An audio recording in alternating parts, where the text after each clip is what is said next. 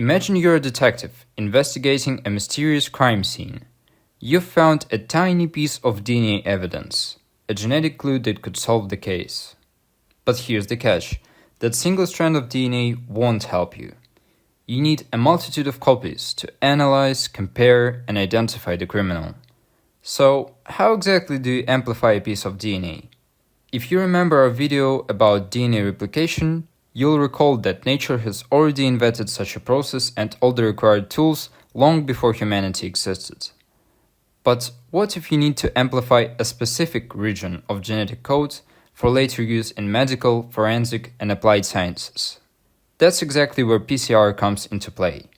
By using tools invented by nature, in combination with knowledge accumulated by scientists, chemist Carey Mullis was able to create an amazing tool that has advanced genetic research.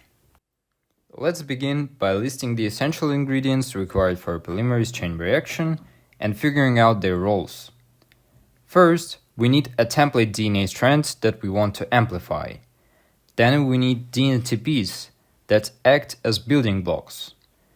To assemble these building blocks into a new strand, we need DNA polymerase. And we also need forward and reverse primers, which will act as starting points for the polymerase. DNA primers are short, single-stranded DNA sequences, one of which is complementary to the 5' end of one strand of target DNA, and the other primer is complementary to the opposing strand of target DNA at the 3' end. Now, when we clarified the purpose of the needed ingredients, we can finally move on to the steps of the actual process. Every PCR reaction consists of 3 main steps. Let's break them down and see what happens at each step. It all starts with a double-stranded DNA containing a target sequence that we want to amplify. As long as this piece of DNA stays in double-stranded form, it's stable, and neither the primers nor the polymerase can bind to it.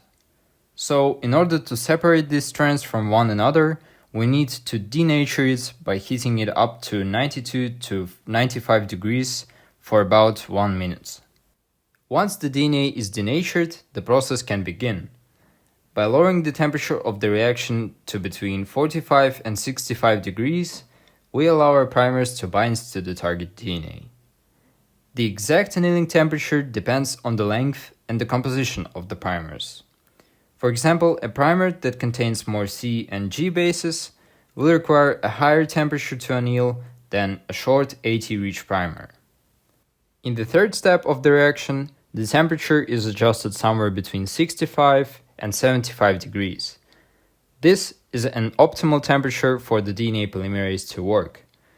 The polymerase uses primers as starting points to synthesize new DNA strands by adding nucleotides to the ends of the primers in a 5' to 3' direction. The duration of the step depends on the length of the target DNA and the synthesis rate of the selected polymerase. These 3 steps are repeated in 25 to 30 cycles. The rapid changes and big fluctuations in temperature can lead to protein denaturation and loss of activity of most enzymes. That is why a PCR reaction requires a special kind of DNA polymerase. The first polymerase to be used in PCR reactions was Taq polymerase, which was isolated from bacteria living in hot springs. Today, there are many more efficient thermostable polymerases, and the choice depends on the goal of your reaction. Some of them have higher synthesis rates, whereas others are slower but incorporate proofreading activity which allows for higher fidelity. That was all for today. Thanks for watching, subscribe, and I'll see you in the next one.